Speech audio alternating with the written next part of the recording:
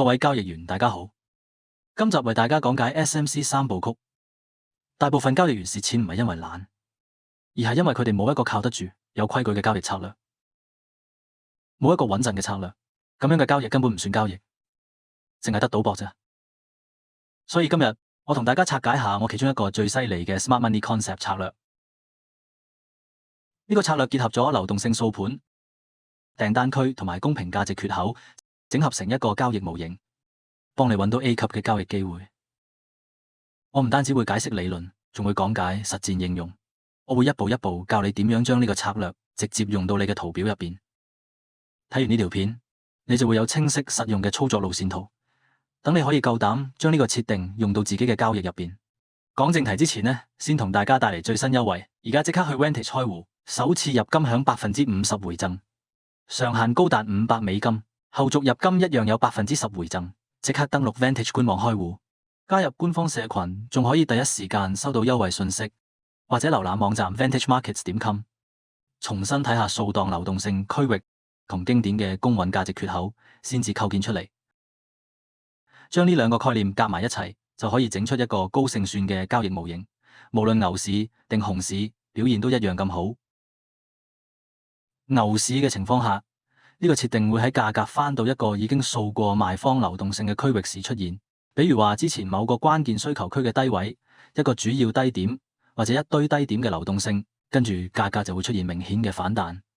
當價格觸及到流動性掃蕩嘅訂單區之後，通常會突然反轉，繼續向上走，恢復牛市嘅走勢。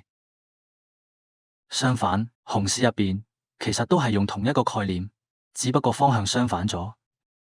呢度當價格翻到一個已經掃過買方流動性嘅區域，比如話某個關鍵供應區嘅高位，或者一堆相同嘅高點時，呢個設定就會發揮作用。呢個位置即刻就俾人拒絕咗，為下跌鋪好路，確認嘅熊市趨勢會繼續。你可能會問，點解呢個設定會咁夠力？其實呢個設定背後嘅邏輯好簡單，但係又好犀利。聰明錢呢，通常會將價格推到去接近關鍵區域，去操控市場同埋交易員，為自己創造出夠晒嘅成交量去執行佢哋嘅訂單。通常佢哋會用一個快速動作掃過關鍵位上下，跟住就會有一個急激而且明顯嘅反向反彈。所以呢啲區域就係聰明錢最頭先入場嘅位置。呢啲就係主力機構落單之前形成嘅操控區，所以先至有份量。價格通常都會尊重呢啲位置，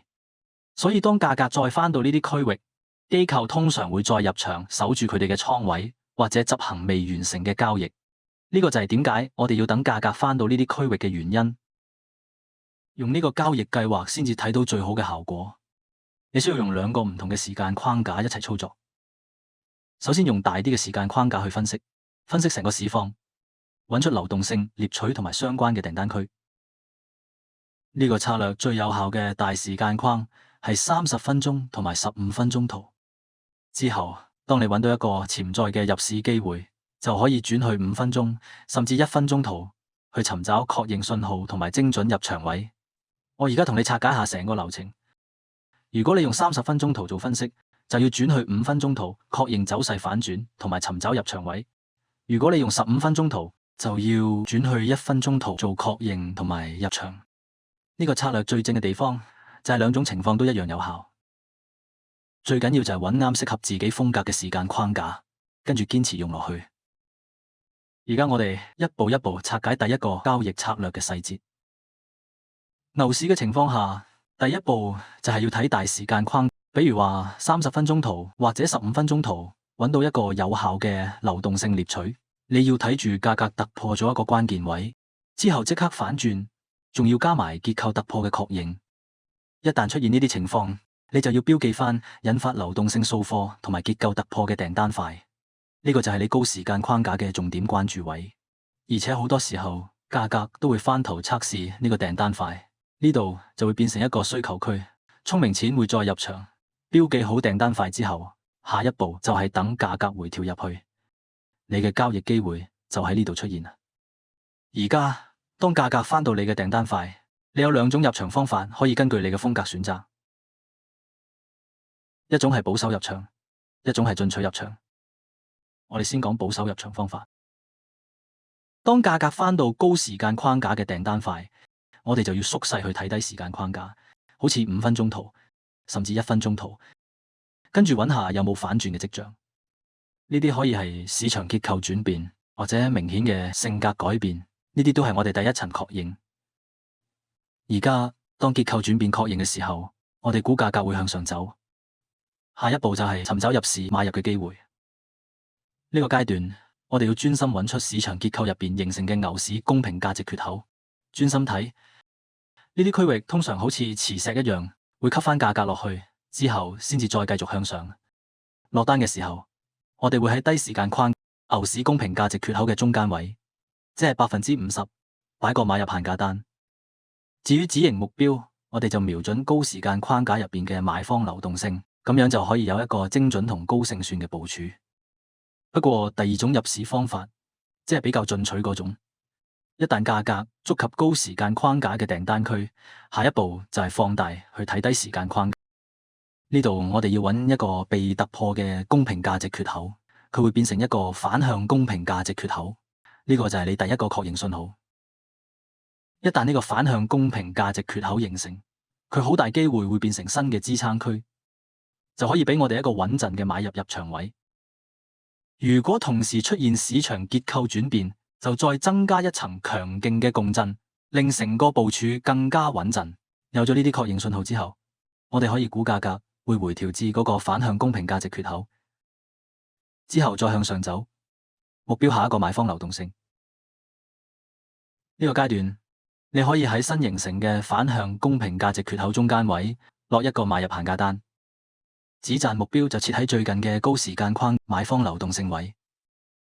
同一個概念都適用於做空情況。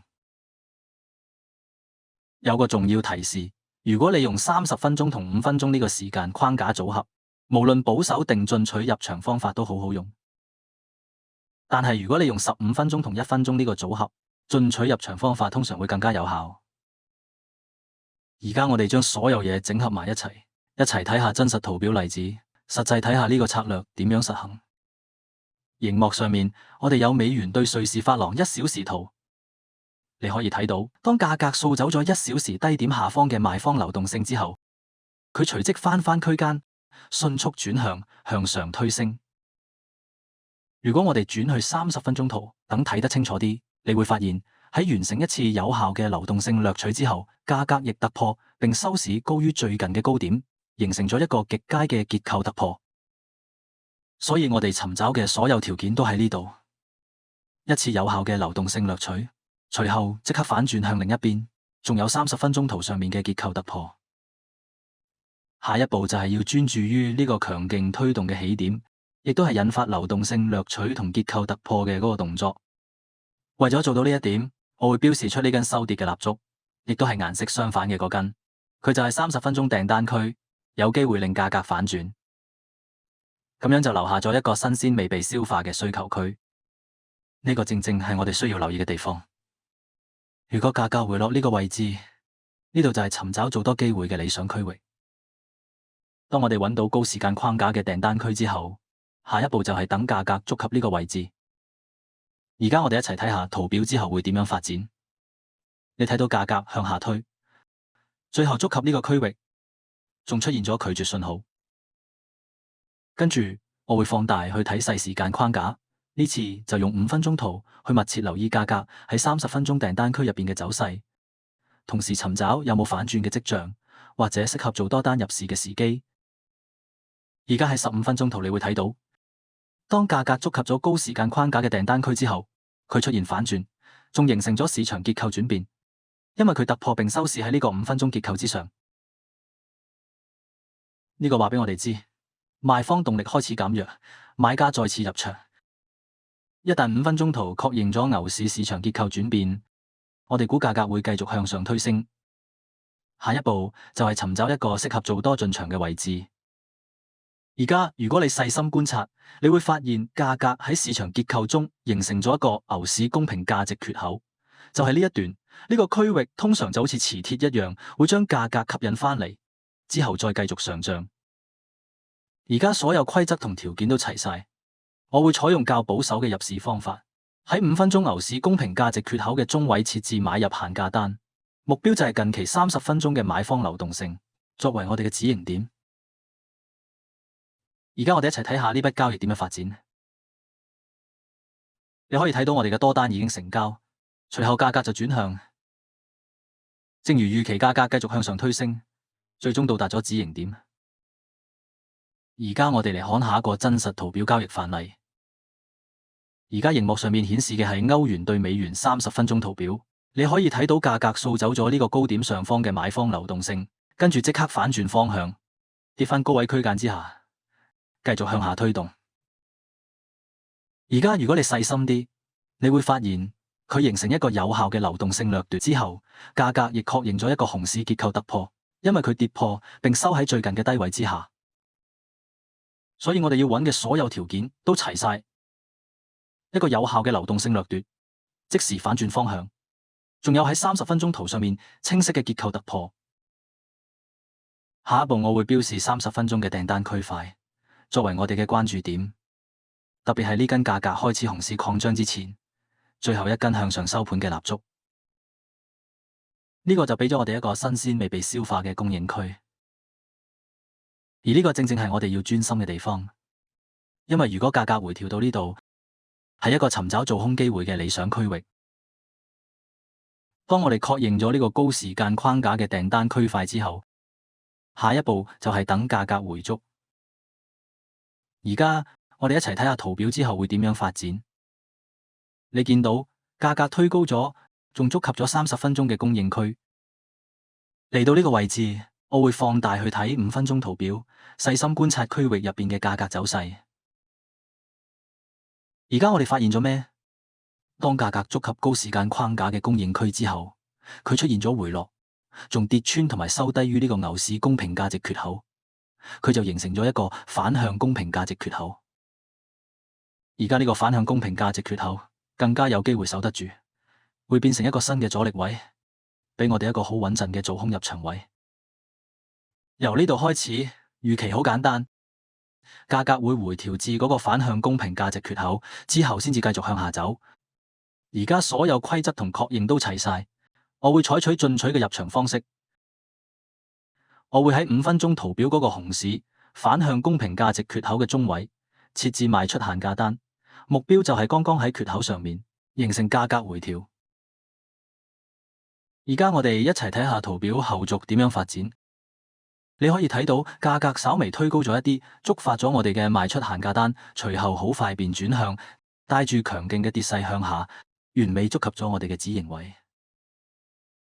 就係咁樣，各位交易員，多謝觀看，希望你覺得呢部影片有用。